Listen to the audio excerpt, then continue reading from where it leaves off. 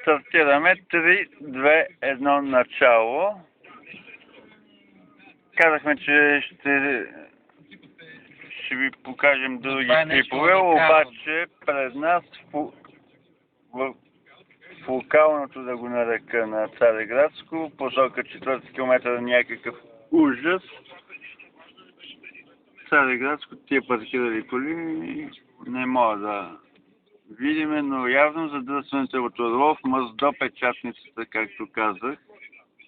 Някакъв ужас е днес, заради дъжда.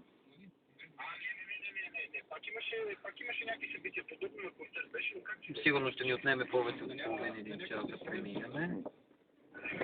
Това каза шофьора, аз се надявам, че бързо ще се изнесеме на 4 километър.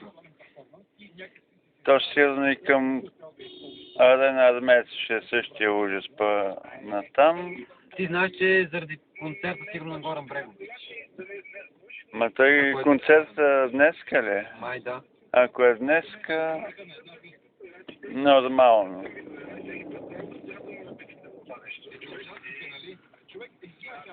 Голям ужас. Ето сега към Цареградско, макар че не се вижда много добре.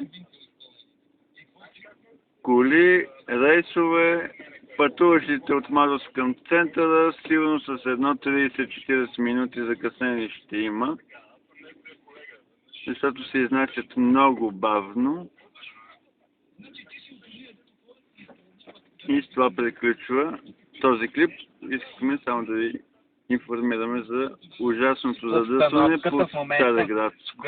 Този дъжд в София.